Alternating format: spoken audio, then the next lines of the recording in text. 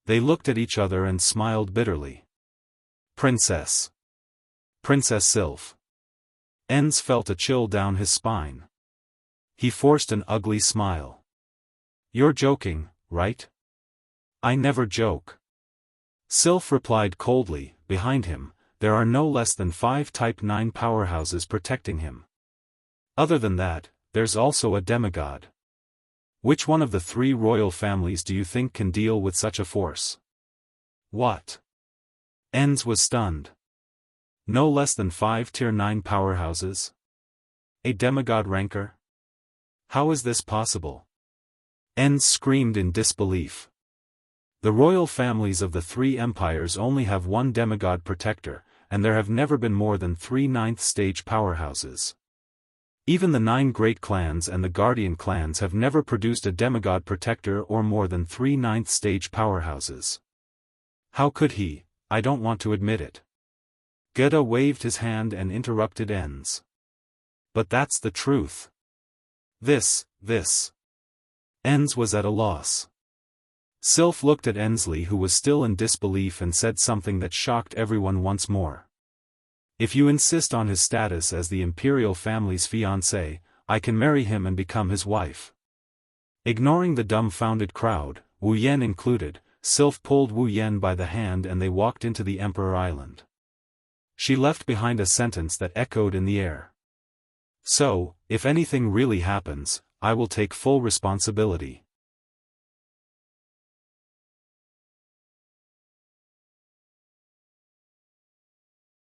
Chapter 1059. Outer Seas, Emperor Island City. This is an ancient city.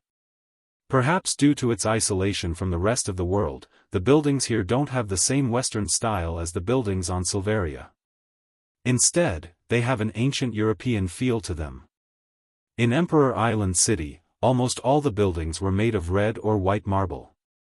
From afar, they looked like small churches, giving people a sense of holiness. Some of the larger buildings even had the appearance of castles.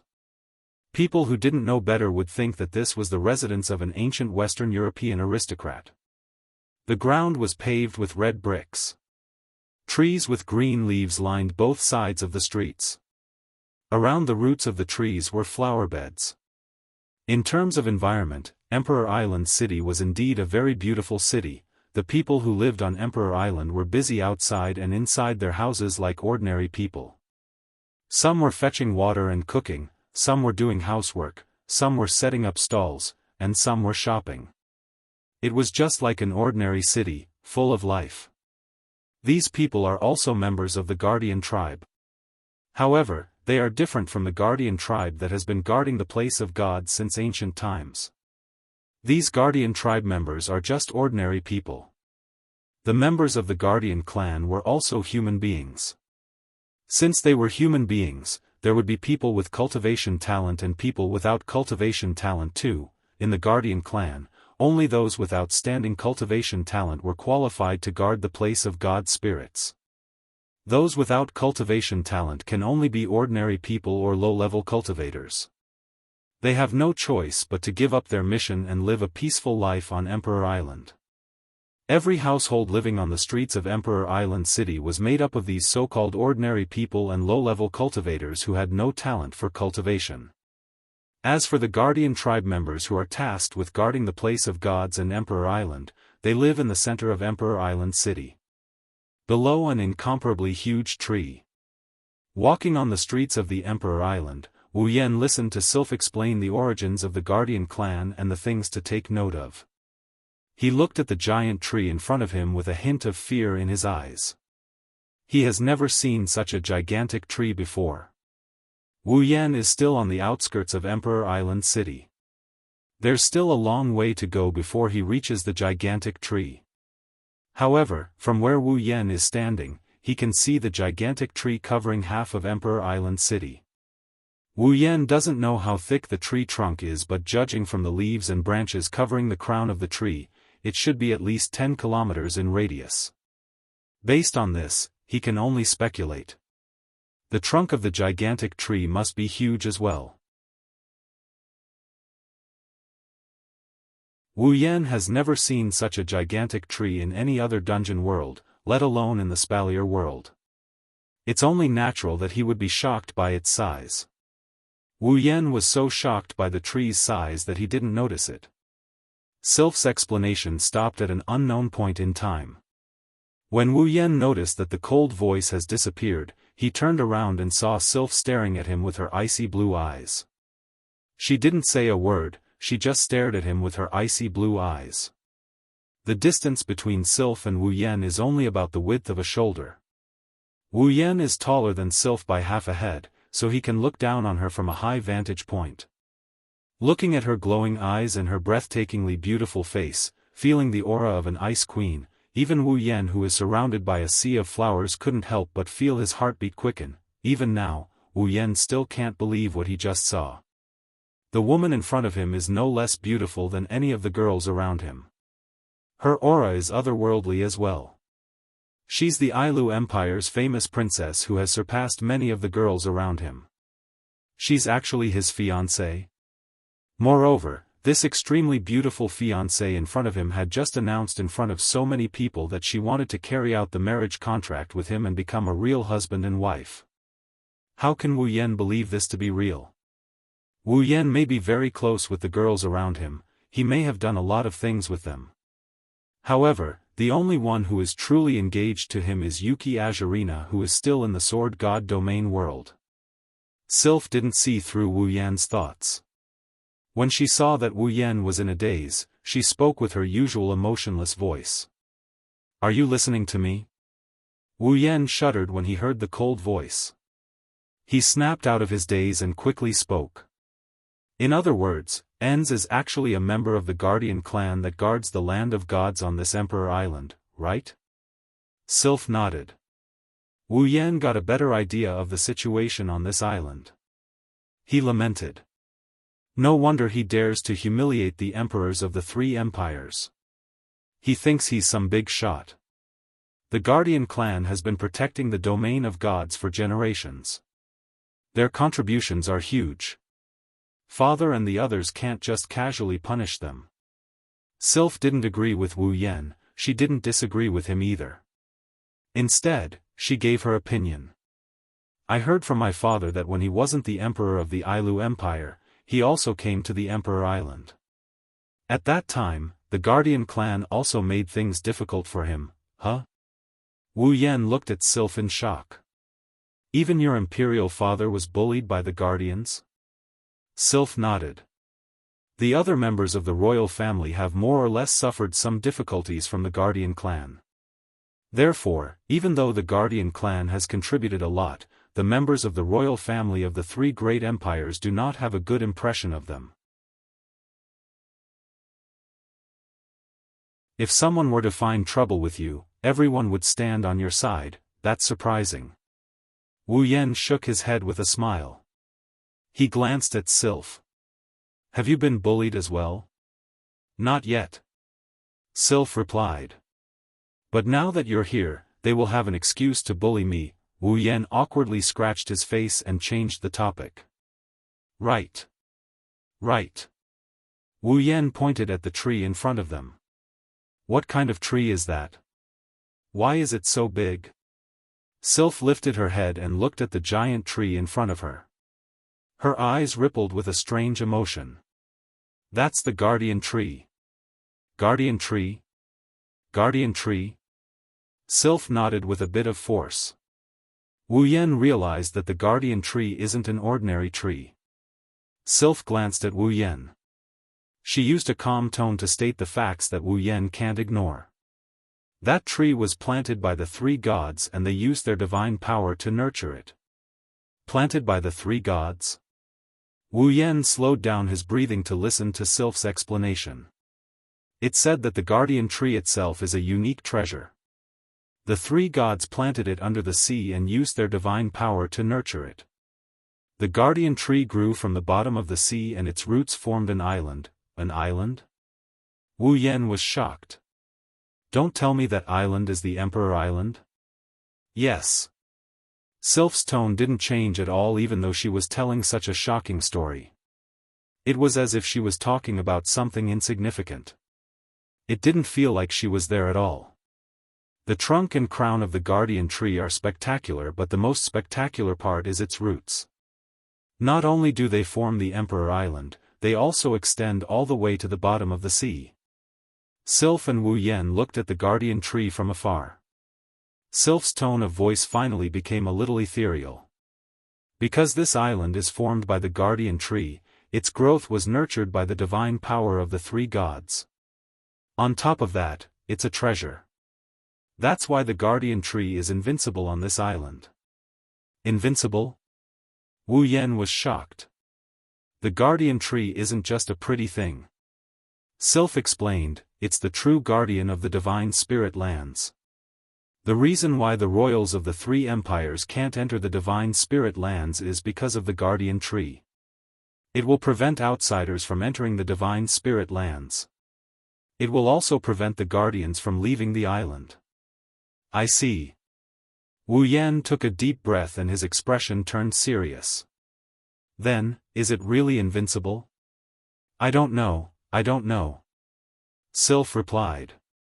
At the very least, no one has ever dared to defy the guardian tree on the Emperor Island. That includes the guardians of the three empires. A long silence followed after that. Wu Yan and Sylph fell silent. After a long time, Wu Yan let out a long sigh and smiled bitterly. Does that mean I can't enter the divine spirit lands? Sylph turned around and looked at Wu Yan for a while. Then, she moved her gaze away and started walking forward. The guardian tree is sentient. When I acknowledged you as my fiancé on the Emperor Island, you are now a member of the Ailu imperial family. You have the right to enter the divine spirit lands. Wu Yan chuckled and he followed Sylph towards the guardian tree.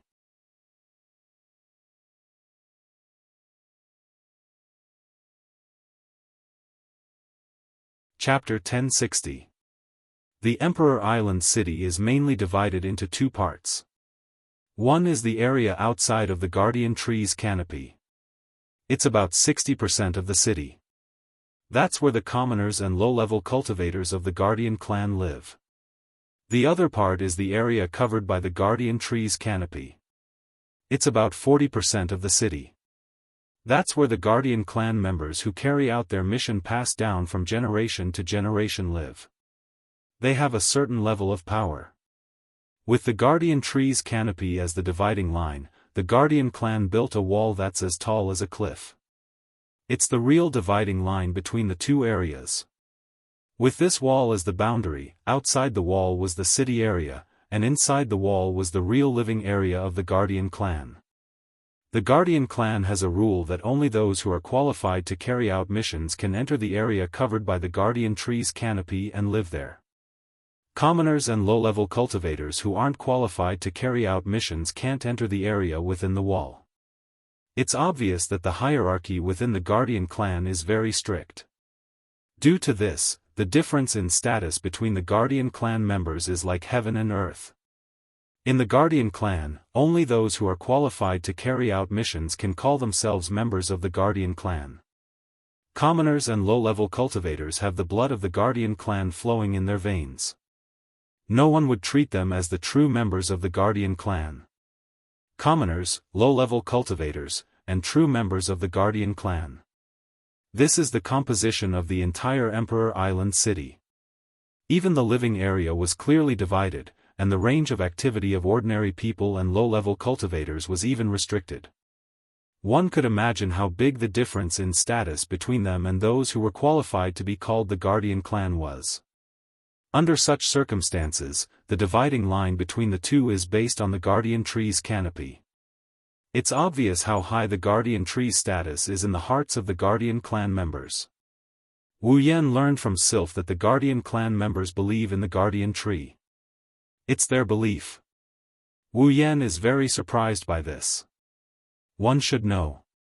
The existence of the guardian divine tree was not only to protect the land of god spirits and the Emperor Island in an orderly manner, but it was also to restrict the people of the guardian clan. Don't let them leave this island. In other words, the guardian clan was unable to leave the Emperor Island. Although there were instructions from the three gods, it was the guardian tree that was actually carrying out the instructions towards the existence that restricted his freedom. The guardian clan actually worshipped the guardian tree as their faith. What was the difference between that and a prisoner worshipping a policeman in prison?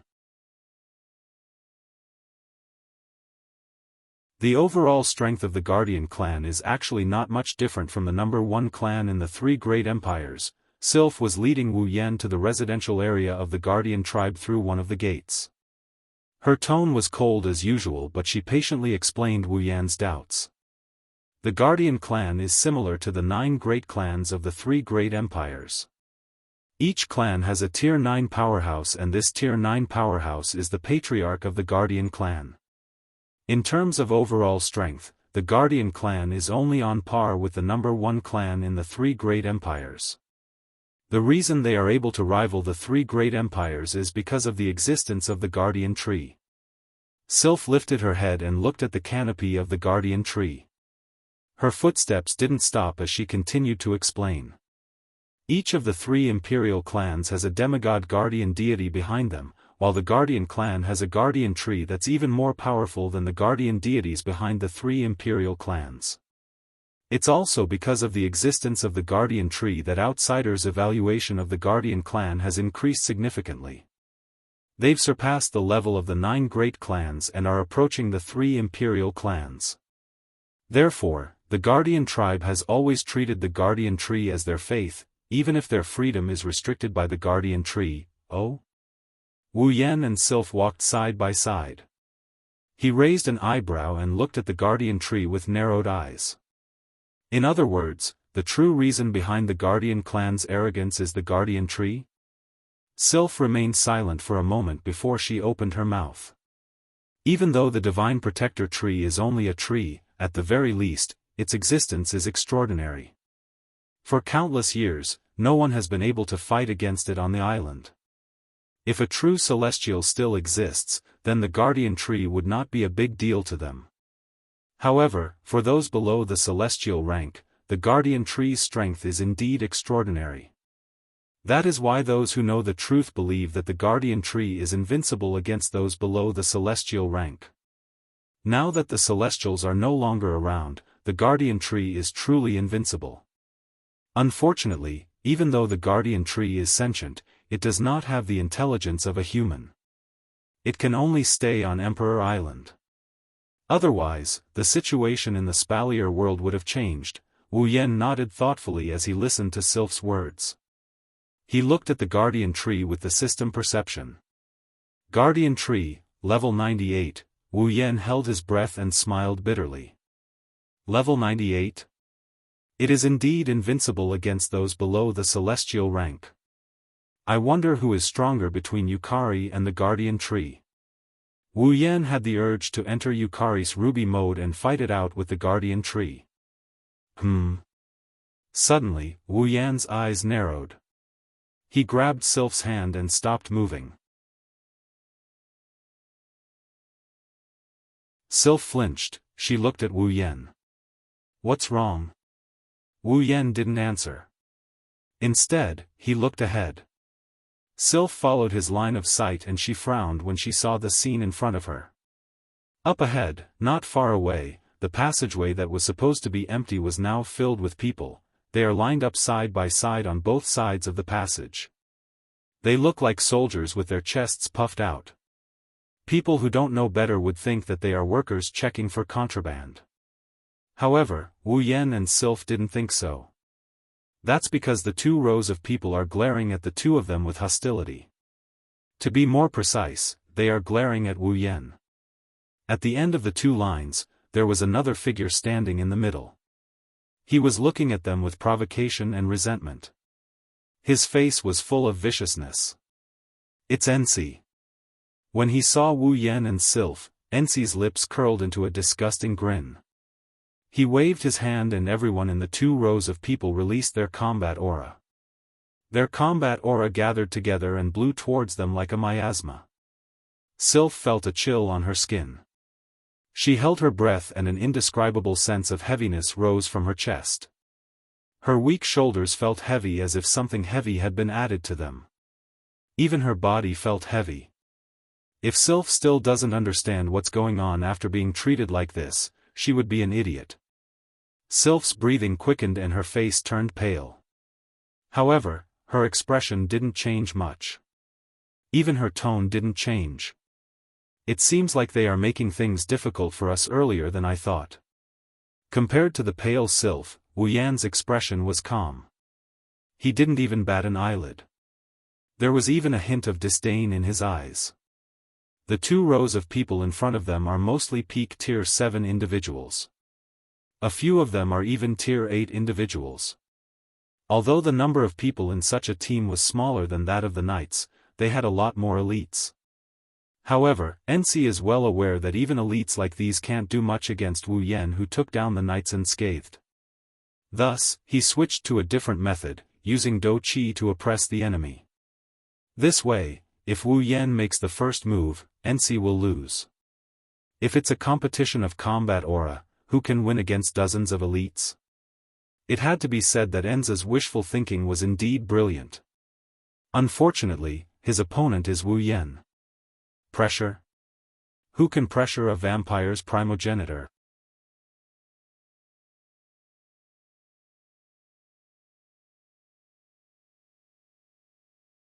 Chapter 1061. In a space invisible to the naked eye, the surging combat aura is like a gravitational force. It blew towards the front of the 2 rows of troops. The Do Qi undulations on the bodies of the dozens of elites continued to rise and intensify. The eyes of the elites were filled with a mocking expression. Looking at the 2 people in front of them, it was as if they had already seen the scene of them vomiting blood and falling to the ground. Their faces were filled with excitement, and the degree of burning of their Do Qi couldn't help but become more intense. Enz, who was standing at the end of the line, saw Wu Yan's nonchalant expression and his face sank. He clenched his teeth and ignited his combat aura as well. He joined the ranks of the combat aura suppressors. The combat aura's pressure suddenly increased, causing Sylph, who was originally pale, to frown. Her eyes flashed with pain as her body sank lower and lower. Even when she released her mana to resist the pressure, it didn't slow down the process. Sylph's talent is outstanding. She's already a Tier 8 powerhouse at such a young age. However, she's only in her 20s. No matter how talented she is, how can she compete with the Guardians who are in their 70s and 80s? The elites in the 2 rows are all above 30 years old. Most of them are at the peak of Tier 7, but there are also Tier 8 powerhouses who are stronger than Sylph. Enz, who is at the peak of Tier 8, how can Sylph win against them? Moreover, they're not attacking one by one, they're attacking all at once. The combined combat aura suppression is still too much for Sylph to handle. Fortunately, it's only combat aura suppression. If it were a real fight, even 10 Sylphs wouldn't be able to take on the elite troops in front of her. As time passed, Sylph's pale complexion gradually turned rosy. It's not a sign that her condition is improving, it's a sign that her blood qi is surging due to the combat aura suppression. If this continues, Sylph, she'll definitely vomit blood and collapse to the ground. One can only imagine how arrogant the Guardians are if they dare to make a princess vomit blood and collapse to the ground. When the time comes, all they have to do is to use the excuse of testing the imperial family to fool them. After all, they didn't make a move. However, at that time, the Guardian clan would have to bear Kite's wrath. In Kate's eyes, nothing was more important than his daughter, Sylph. Even if it was the Guardian tribe who had contributed a lot, even if it was the king who was slandered as a fatuous ruler who attacked those who had contributed a lot. Of course, since Wu Yan was here, he wouldn't be able to see Kite lose his temper. Wu Yan raised an eyebrow when he saw Sylph's face turning red. Her blue eyes were filled with pain. Wu Yan glanced at Ensi.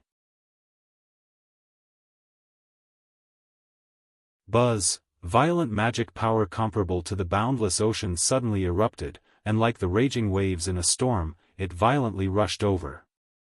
Wu Yan lifted his foot and stomped hard on the ground. With a soft bang, the shockwave-like white mist abruptly burst out from where Wu Yan's foot landed, and instantly spread out in all directions. The temperature dropped to freezing point all of a sudden. Kacha kacha kacha, wherever the ice-cold white fog passed through, the ground would be frozen into ice in an instant amidst a wave of cracking sounds. Moreover, the ice would swiftly spread in all directions. The dou qi that had gathered together and burned on the bodies of the elite troops was actually covered by the white fog under the ice-cold air and formed into ice. What? The Guardian tribe's elites turned pale with fright. Just as they turned pale with fright, a white mist containing the temperature of extreme ice blew over their bodies. The Guardian clan's elites didn't even have time to react. Amidst their terrified screams, they were all frozen into ice sculptures. Impossible. Enz couldn't believe it, but he didn't have much time to react. The frenzied sea of cold energy was getting closer and closer to him, and he finally realized that now wasn't the time to be in disbelief. Enz quickly drew his knight's sword, channeled his combat energy, and executed a battle technique. He slashed at the white mist with all his might. Pang! The slash that was flickering with the radiance of dou qi fiercely collided with the incoming white fog. The white fog was sliced apart from the middle, creating an empty space. Huff! The white mist that was cut in half brushed past En's body without slowing down. Enz only felt a bone-piercing cold current sweeping past him. When he regained his senses, everything in front of him was covered in ice, and even the sweat on his forehead had condensed into ice beads. At the scene, only the area where Enz was standing was perfectly preserved. How terrifying! With a swoosh, the color on N's face faded, and a thick paleness covered his entire face, showing his emotions at the moment. N subconsciously raised his head and looked at Wu Yan. In the next second, N saw Wu Yan's half-smile. That expression was clearly the expression of looking at a loser. N's body trembled, and his eyes were filled with unwillingness, but no matter how unwilling he was, it was useless. After all, it was his idea to use pure dou qi to make things difficult for them. In this situation, the rules were clear: whoever made the first move would lose. And just now, N's made his move. In order to block Wu Yan's cold current, he not only made his move, but also used his armament and battle technique. He lost miserably. How could this be? Ensi roared. Why is the cold air made up of pure magic power able to freeze people? Using pure magic to create cold current, many ice element mages could do it. But to be able to reach this level of cold current, Enz had never even heard of it. It wouldn't be strange if it was an ice elemental spell, but who could freeze the ground and even the people in their line of sight with the cold air formed by pure mana? A demigod might be able to do it, but Enz would rather die than believe that Wu Yan was a demigod. What Enzi didn't know is that with Wu Yan's ability, no matter how strong his mana is, he can still freeze the ground in his line of sight with his mana. However, he can't freeze a tier 7 or 8 cultivator. That's a feat he can't do. It was all thanks to Agrora and Nagisa that they were able to achieve such a feat. The Enchantress of Ashnice was a primogenitor-level familiar to begin with, and the familiar of the strongest vampire primogenitor in the world, the fourth primogenitor. It was easy to imagine how strong it was, but after Agrora and Nagisa fused and became one, the Enchantress of Ashnice's power increased by several levels. Among Wu Yan's familiars, Black Dragon's Lightning Trap and White Dragon's Flame are the strongest. However, they are only strong in terms of their abilities. They have lightning that can shatter space and fire that can burn time. That is the true strength of the Black and White Dragons. But if one didn't count in ability, just in terms of strength, the Enchantress of Azure Ice was the strongest. As the master of an ice familiar, Wu Yan's mastery of ice reached an unprecedented level thanks to its help. That's why the scene before them happened. Holding Sylph's hand, Wu Yan walked past the frozen statues that were still in shock. Wu Yan brushed past Enzi's pale face as he continued forward. Enz turned around, his eyes were bloodshot. He couldn't suppress the hatred in his heart any longer, he roared in a frenzy. Ah! A roar filled with resentment and unwillingness reverberated in this world of ice, lingering for a long time. Wu Yan held Sylph's hand as they walked behind Wu Yan. Her icy blue eyes rippled as she stared at his tall back. Your mastery of ice has surprised me, oh. Wu Yan smiled without turning around. If the famous ice princess says so, then it must be true. Sylph lowered her head and whispered. My ice isn't as good as yours, then I'll be happy. Wu Yan turned around with a gentle smile. I don't want to be weaker than my fiancé, even if it's ice. Sylph's eyes flashed, she looked at Wu Yan's hand and smiled.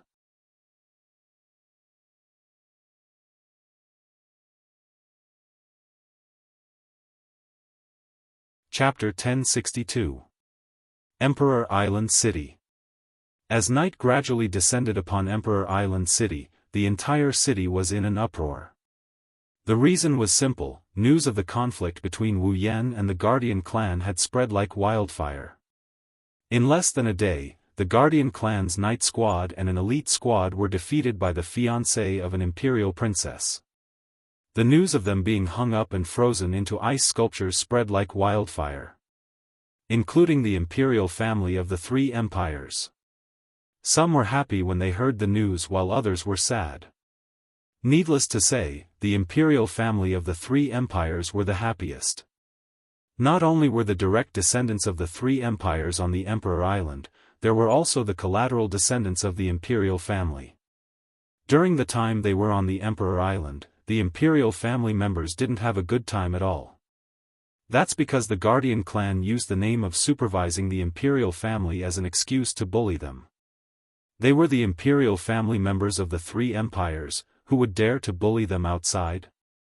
However, after coming here, they suffered from the Guardian clan's people making things difficult for them. Unfortunately, the Guardian clan's people used the excuse of supervising the imperial family's disciples as an excuse and did not directly take action. As a result, the imperial family's disciples of the three great empires could not do anything even if they wanted to. They held back their anger and were extremely depressed.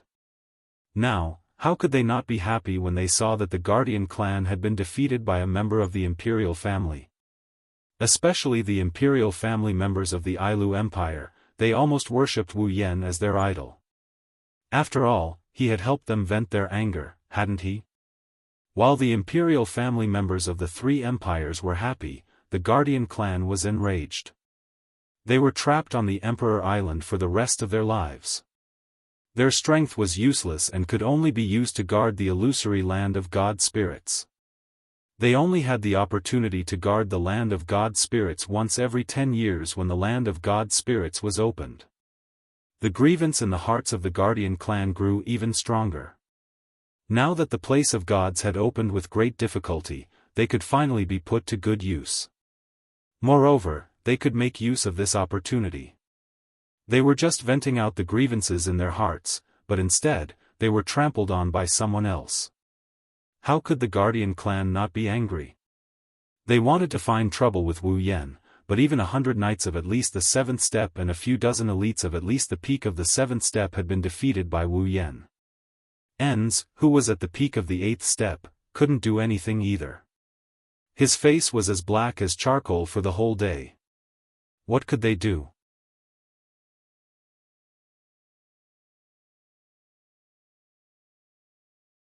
In fact, there were many people from the Guardian clan who simply didn't believe that a 20-something-year-old man could single-handedly defeat a knight team consisting of 100 powerhouses of at least the 7th step and a few dozen elites of at least the peak of the 7th step. However, the knights were still hanging outside the city, and the elite team was still in the shape of an ice sculpture. They had no choice but to believe it. Therefore, the people of the Guardian clan could only clamor verbally, but all of them were cowards. They could only wait for the truly powerful guardians to make trouble for them. When that time came, they would definitely not mind adding insult to injury. All of a sudden, the entire Emperor Island became lively. At night, the bright moon hung in the pitch-black night sky.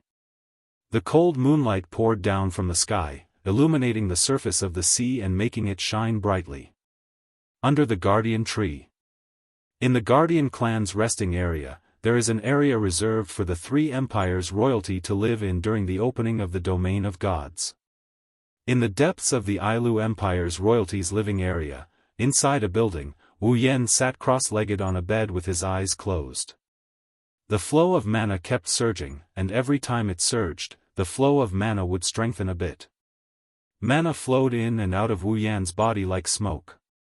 As time passed, it slowly grew stronger and flowed into Wu Yan's body, becoming a part of the endless sea of mana inside him.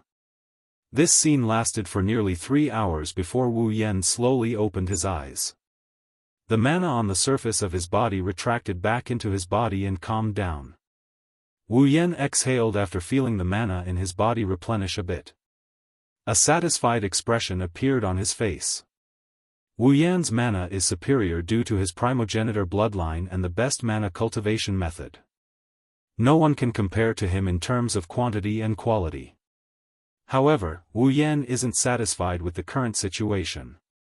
There are a lot of tactics in the 103,000 grimoires, some of them require an insane amount of mana to cast. Wu Yan's mana is strong, but he can't use those tactics as if they were breathing. He will run out sooner or later. Therefore, only by constantly improving and improving would there be a day when he would be able to use all of the techniques in the 103,000 books of Demon Dao at his fingertips. When that time comes, Wu Yan will be considered a true powerhouse. Even if he doesn't use the spells in the 103,000 grimoires, Wu Yan still has familiars in his body. Vassal beasts were the amalgamation of mana. Vassal beasts were the embodiment of mana itself. High-level vampires were stronger than low-level vampires because their bloodline was higher. They could store more mana than low-level vampires. Naturally, vassal beasts made of mana would be stronger than low-level vampires. In other words, the growth of the host's mana is the growth of the familiars themselves. Otherwise, how can familiars accompany their host for eternity if they can't grow? Therefore, Wu Yan has to cultivate his mana every day for the sake of his familiar's growth. This way, Anubis, Natsuki, Kanon, Nagisa, and Agurola will all be able to grow stronger. Cultivating more magic power is always beneficial. Wu Yan concluded. He wanted to continue cultivating, but he paused. He looked at the door with a smile on his face. "Since you're here, come in," Wu Yan's voice reverberated in the room. After he finished speaking, there was a period of silence. However, not long after, the door was quietly opened. Soon after, an ice-blue figure walked in. Looking at the beautiful girl who was walking towards him, Wu Yan nodded his head in amazement. He couldn't help but exclaim as he looked at the girl who was walking towards him slowly. As expected of an imperial princess, "You're beautiful." Sylph's footsteps paused for a moment. Her eyes flickered for a moment, but she quickly recovered as if she didn't hear anything. She walked up to Wu Yan and stared at Wu Yan with her icy blue eyes. She didn't say anything, she just stared at him. Wu Yan scratched his face awkwardly. He had no choice but to speak up to hide his awkwardness. "It's late, you're still awake?" Sylph nodded. Her lips moved, but she didn't say anything. Wu Yan couldn't help but chuckle at the way she looked like she wanted to say something. "Well, anyway, you're looking for me, right?" Wu Yan shifted his body to make room for Sylph. "Why don't you sit down first?" Sylph hesitated for a moment when she saw Wu Yan making room for her. She walked over and sat down next to Wu Yan. She turned around and looked at him. "Lana came to see me earlier," Wu Yan blinked. "Did she push you down? Is that why she came to see me?" Sylph's expression turned cold. She raised her hand and icy blue mana surged from it. Wu Yan quickly raised his hands in surrender. "It's just a joke." "A joke? Don't joke about this in the future." Sylph frowned, she sounded a little unhappy. "I don't really like that child's fetish." Wu Yan almost laughed out loud when he heard Sylph. He can't guarantee that Sylph won't attack him next time. He coughed dryly and he tried to look serious. So, you came to see me because Lana caused you trouble? You want me to tie her up again? Sylph glanced at Wu Yan and shook her head. Wu Yan's joke immediately disappeared. Rena told me that you've seen the projection of God Ailu and that disaster. Wu Yan's smile faded. He rubbed his face as if he had a headache when he met Sylph's gaze. That girl, she's such a blabbermouth, so it's true. Sylph stared at Wu Yan with a serious expression. Can you tell me more about it?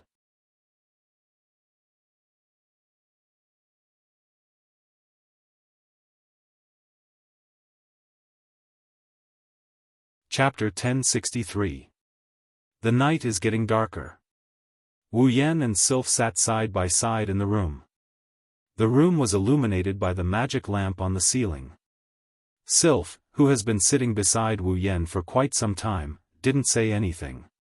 She stared at Wu Yan with her icy blue eyes. She listened to Wu Yan talk about how he got the 3 rings left behind by Ai Lu, how he met Ai Lu's projection in the treasury, and how he got the Ring of Power and the Great Calamity. Wu Yan's voice reverberated throughout the room. Sylph's expression remained as cold as ice. She didn't show any signs of emotion when she heard what happened. However, if one were to look closely, one would notice a slight fluctuation in Sylph's eyes. Her heart isn't as calm as it seems. After a long time, Wu Yan finally told her everything.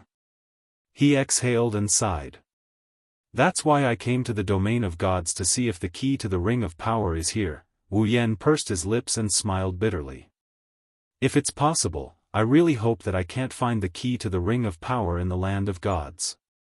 That way, I can prove that the disaster Ailu's projection mentioned is just a lie. There's no need to cause so much trouble. The ripples in Sylph's eyes slowly calmed down. After a moment of silence, she said softly, So, you've been carrying such a heavy secret all this time, carrying? Wu Yan shook his head and chuckled. Carrying? Don't think too highly of me. I don't have the heart to save the world. It was Sylph's turn to be stunned. Then why are you still running around for the sake of the Great Calamity? Wu Yan shrugged and turned his head away. Since you're a god tier, there's no need to joke around with the younger generation. As for me, I just don't want to lose a good place to stay. He shifted his gaze to the window and looked at the night sky. At this moment, Wu Yan's tone sounded a bit dreamy. After all, no. It should be us. There's a reason for us to stay in this world. Sylph didn't know what Wu Yan was talking about, but she didn't ask him about it. She remained silent. Wu Yan can tell her about Ailu's projection, the Ring of Power, and the Great Calamity. Yet, Wu Yan is hiding some secrets from her. Either these secrets are extremely important or they must be kept a secret from her. If Wu Yan doesn't want to talk about it, there's no point in asking. One has to admit that under Sylph's cold exterior, there's a very delicate heart. After digesting the information, Sylph lifted her chin and looked out of the window. I'm afraid it won't be easy for you to enter the domain of gods, I know. Wu Yan nodded without any surprise. Even if the 3 imperial families don't mind, the Guardian clan won't let me get the chance to enter the land of gods without doing anything. That's not all. Sylph closed her eyes, concealing the emotions in them. Your identity has always been the fiancée of an empire's princess. Although you're qualified to enter the land of gods, you don't really have the blood of the royal family of the 3 empires. Many people will suspect that you have ulterior motives and want to use the marriage with the royal family to get a chance to enter the land of gods. The Guardian clan only needs to add oil to the fire and the royals will side with them. Wu Yan shifted his gaze to Sylph. Am I right? Yes, I will report this matter to Imperial Father. His Majesty Geda and His Majesty Vea as well. Sylph didn't beat around the bush. With the support of the 3 emperors, the royals of the 3 empires should be fine. What about the Guardian clan? Are you going to tell them about this as well? Wu Yan asked his own question. When the time comes, they will think that I'm using this as an excuse to enter the domain of gods. Don't worry. You don't have to worry about that. Sylph said. There are still rational people among the guardians. I'm sure Father and the others will deal with this matter properly once they know about it. That would be a great help. Wu Yan crossed his arms and placed them behind his head. He teased Sylph. As expected, every successful man must have a woman who supports him. Sylph, I'm sure you will be a good woman in the future. Sylph looked at Wu Yan and after a while, she said something that made Wu Yan's smile freeze. There are already many good women supporting you behind your back, Ma, of course I know that. Wu Yan laughed dryly and he mumbled. I'm just surprised that you can stand behind a man and support him. Sylph didn't say anything. Indeed, Sylph's image is that of a cold, independent woman. Sylph is the most outstanding prodigy in the Ailu imperial family. She's a young girl but she's much more outstanding than the men in the imperial family. Even in the Spalier World Academy where geniuses are everywhere, Sylph is better than the princes of the other two empires. She's the strongest student in the Spalier World Academy. If Wu Yan and the others didn't appear out of nowhere, Sylph would be the most outstanding prodigy in the Spalier world. Plus, Sylph is famous for her cold personality. She's beautiful, strong, elegant, and has a strong background. There should be a lot of men who want to conquer her. After all, conquering a young girl like her is a great accomplishment. Who would have thought that such a valiant and cold girl would one day stand behind a man and silently support him? That's probably harder than conquering this girl. Of course, Sylph was aware of the thoughts of the others. She simply replied with a simple sentence. No matter how cold a woman is, she's still a woman. Wu Yan looked at the expressionless Sylph in shock. He couldn't believe that those words came out of Sylph's mouth. Sylph had a look of surprise on her face. She didn't know why she said something like that. Wu Yan chuckled when he saw this. He laughed in a very joyful manner. Wu Yan felt like the distance between him and Sylph got a lot closer after he said those words. That's right, even if she's Sylph, she's still a girl. Wu Yan lamented for a bit before he giggled. Well, you're right, no matter how cold a woman is, she's still a woman. Wu Yan raised an eyebrow. But, it's still too early for you to say that. Right now, you're just a girl. Sylph narrowed her eyes and turned to Wu Yan. Are you saying that I'm not mature enough? I didn't say that. Wu Yan shrugged with a smirk. Maturity has nothing to do with whether you're a woman or not. Sylph, you're pretty cute for saying something like that. Sylph ignored Wu Yan's last sentence and asked. Then, what kind of woman is a woman in your eyes? That's hard to say. Wu Yan scratched his cheeks and he laughed out loud. At the very least, a person who didn't even give her first kiss can't be considered a woman. Wu Yan froze when he heard Sylph's words.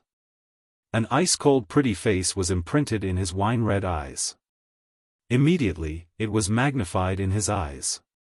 Finally, a pair of icy blue eyes met with his a few centimeters away. At the same time, Wu Yan felt something cold and soft on his lips. Wu Yan was stunned when he felt the softness on his lips. His mind went blank as he stared at the beautiful face in front of him. Sylph's lips parted from Wu Yan's. She looked at Wu Yan and said. Now, I'm qualified to be called a woman, right? Sylph turned around and left the room. Wu Yan was left alone on the bed. He didn't regain his senses for a long time. You're tuning into the Unparalleled SwordWill YouTube channel. Don't forget to subscribe and join us on this journey to catch the most captivating stories.